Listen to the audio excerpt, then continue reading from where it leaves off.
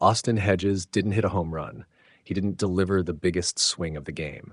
And yet, what happened after the final out might be one of the most revealing moments of the season because it shows how performance, pressure, and timing intersect in ways we rarely stop to analyze. Because this wasn't just a proposal, it was a decision built on control of the game, of emotion, and of sequencing under pressure. The Cleveland Guardians beat the Baltimore Orioles 8-4. On paper, it's a clean win. Early offense, stable pitching, no late collapse. Hedges plays his role, scores the first run, manages the pitching staff, keeps the game structured from behind the plate. Then, once the final out is recorded, he walks onto the field and proposes to his girlfriend, Lexi Dickinson. She says yes, moment over. Or at least, that's how it looks on the surface.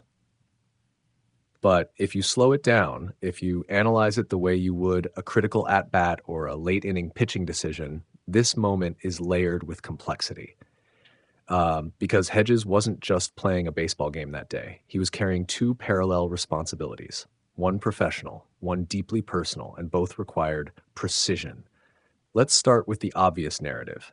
Hedges had been planning this for weeks, maybe months.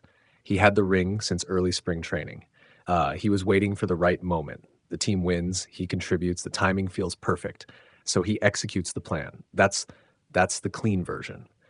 But that version ignores the most difficult part of what actually happened, because anticipation changes behavior. And in baseball, even the smallest behavioral shift can affect outcomes. Catchers operate under constant mental load. Every pitch requires decision-making. Pitch type, location, sequencing based on hitter tendencies, game situation, pitcher confidence. It's not reactive, it's proactive control of the entire game environment. Now, layer in something else. He knows that after the game, his life is going to change. That thought doesn't sit quietly in the background. It competes for attention. And that's where performance usually breaks down. Not from pressure, but from divided focus. Here's where Hedges did something subtle but extremely important. He contained the future moment. He didn't let it leak into the present. That's the first level of control. Because when players start thinking ahead, even by a fraction, they rush sequences, they speed up decisions, they lose feel for timing. And that's how mistakes happen. But in this game, Hedges didn't show that. Instead, he played within structure. He scored early, third inning off a sacrifice fly. That's not a flashy contribution, but it's a timely one. He didn't try to do too much at the plate. He didn't force outcomes. That's important, because forcing outcomes is usually the first sign that internal pressure is bleeding into performance. He stayed neutral. Now shift to his role behind the plate. The Guardians win 8-4, but that scoreline doesn't happen without controlled pitching. And controlled pitching doesn't happen without stable game calling. Hedges' influence here is indirect, but critical. He's guiding tempo, he's managing risk, he's preventing the one inning where things spiral. That's what experienced catchers do. They reduce volatility. And that matters even more when they themselves are carrying additional emotional weight. Here's the deeper layer most people miss. Hedges didn't just manage the game. He managed his own pacing within it. He didn't rush through innings to get to the proposal. He didn't drift mentally toward what was coming. He stayed locked in. That's not easy. That's elite mental discipline. Now let's talk about the decision to wait until after a win. This is where things get strategic. Hedges said he wanted to win the game to make the moment extra special. That sounds emotional, but it's actually analytical, because context defines impact. If the Guardians lose that game, the emotional environment changes completely. Instead of celebration, you have frustration. Instead of energy, you have deflation. Even if the proposal still happens, it feels disconnected from the environment. But after a win, especially one where he contributed, you get alignment. The team is relaxed. The stadium energy is positive. Teammates are already in a celebratory mindset that amplifies the moment. That's sequencing. And sequencing is everything in baseball and in moments like this. Now, here's the turning point in the entire situation. It's not when he gets down on one knee. It's the final out of the game, because everything before that is preparation. Everything after that is execution. Once the game ends, the pressure flips instantly from competitive to personal. And that transition has to be clean. If there's any lingering tension, if the game ends poorly, if there's chaos, if he's distracted, the moment doesn't land the same way. But because the game was controlled, the transition is seamless. That's why it works. Now zoom out and look at the bigger picture for Cleveland.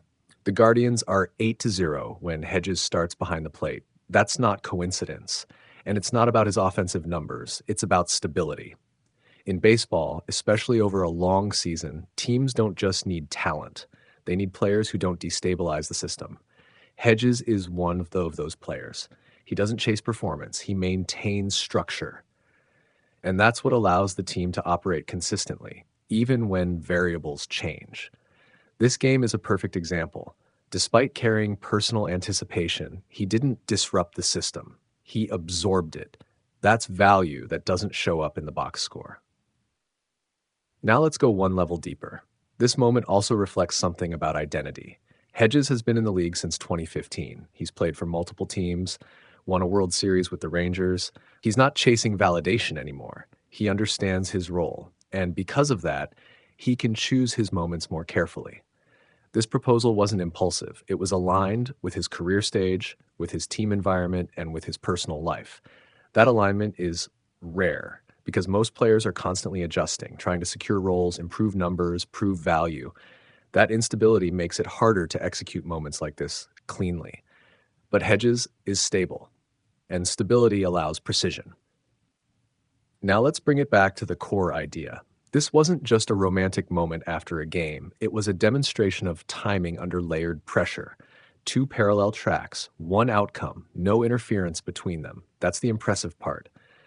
Because in baseball, the difference between success and failure often comes down to milliseconds of decision-making. And here, Hedges managed something far more complex, maintaining full competitive focus while carrying a life-changing decision in the background. He didn't rush, he didn't drift, he didn't lose control of the moment. And when the time came, he executed it cleanly. In the end, what makes this moment stand out isn't the proposal itself, it's how it was built. On structure, on timing, on control of both the game and everything outside of it. Because just like in baseball, the best outcomes don't come from forcing the moment. They come from waiting until everything lines up exactly the way it should. He wasn't just nervous about the game. That part, he could handle. It was everything after that made his hands shake. Because hidden behind a routine Sunday at Cleveland Guardians baseball, Austin Hedges was carrying something bigger than the scoreboard. A ring.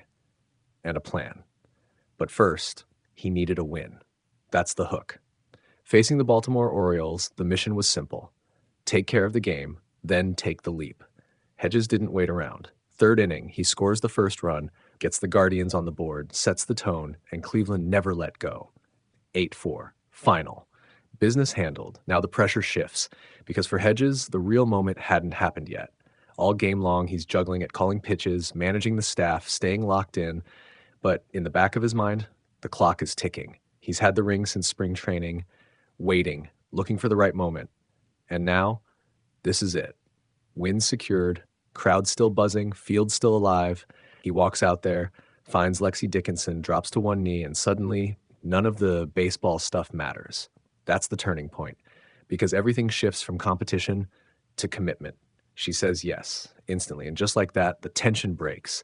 Teammates watching, fans still in their seats, a ballpark that just saw a win now gets something better. A moment. Real. Unscripted. Personal. That's the impact. Because for a player like Hedges, the numbers don't always tell the story. He's not the headline star, not the MVP candidate, but behind the plate, the Guardians are 8-0 when he starts. He controls games in ways that don't show up in highlights. And on this day, he controlled something else too. Timing. He wanted the win first, needed it. Not just for the standings, but for the memory. Because this wasn't just about asking a question. It was about building a moment that lasts. And he nailed it. The pressure, the performance, the follow-through, all of it. One day, 2 wins, the game, and his future. Because while the box score will show an 8-4 victory, that's not what anyone will remember. They'll remember the nerves, the patience, the decision to wait until everything felt right, and the second Austin Hedges stopped being just a catcher and became something more.